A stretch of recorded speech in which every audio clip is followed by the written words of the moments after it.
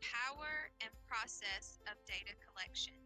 We're going to be looking at how data can be collected in the classroom, how students can track their own data, and the positives and negatives and the struggles that we may face as teachers when collecting this data.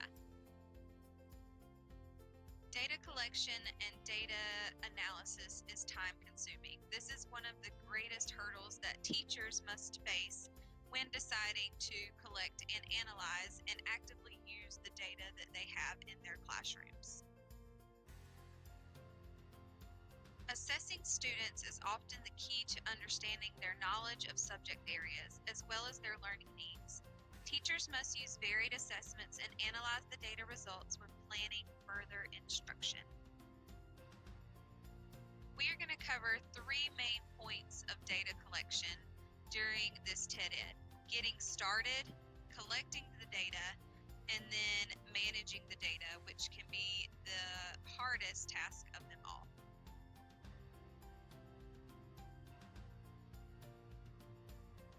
Step 1 to any task is getting started. The things that you need to focus on first are determining your school's data policy. What are they requiring of you? Decide on what you want to track. Always start small. Research or create a collection tool. Do a trial run and then get feedback from fellow educators. Step two of data collection is collecting the data. Make a schedule and stick to it. Include this in your lesson plan. Select your tool. Trial and error. Try a tool until it works for you in your classroom. Include your students. Have them track their own data and keep up with their progress. This is a sample of the data collection that I complete on each assessment, quiz, or test. The upper left-hand corner is where I break down each question by standard, and then I also break down each student's grade. So I break down the questions that they got correct, the questions they got wrong, and the percentage of the questions correct and incorrect. This is a data sheet that's cumulative. All the information on it is gathered by the teacher at the beginning of the year from cumulative folders and from EVOS data. Every bit of this information is discussed with each student, and based on the information, an individual goal is set for the student by the teacher.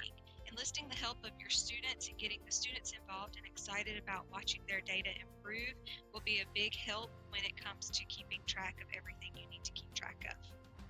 What you are seeing now is a student data tracking sheet for number systems, which is our first unit in 7th grade. Students set a goal for themselves, track their homework completion, their quiz grades, and their mastery assessment results. Each student receives a data tracking folder. This folder includes every standard and objective that we'll cover this year, as well as their data tracking sheet where they keep track of their mastery assessment scores, their benchmark scores, and their quiz scores. Managing your data. The most time-consuming and tricky part of the data collection process. 4 steps that you need to follow to keep your sanity in the classroom. Make data a priority. Be consistent. Stay organized. And the most important, teach parents and students the importance of data collection and analysis. Like has been mentioned throughout this entire presentation, you need to make data a priority and you need to be consistent.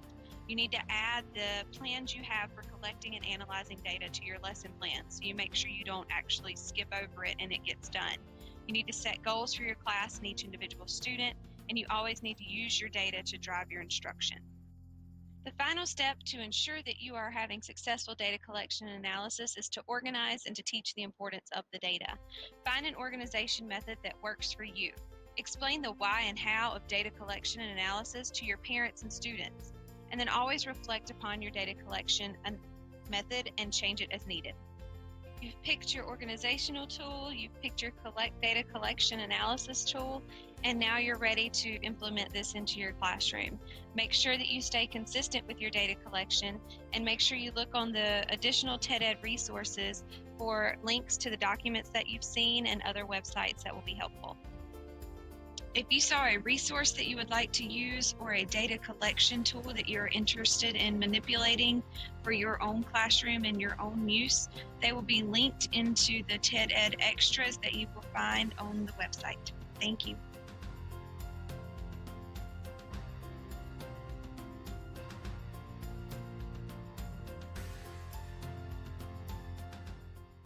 Free created using Powtoon.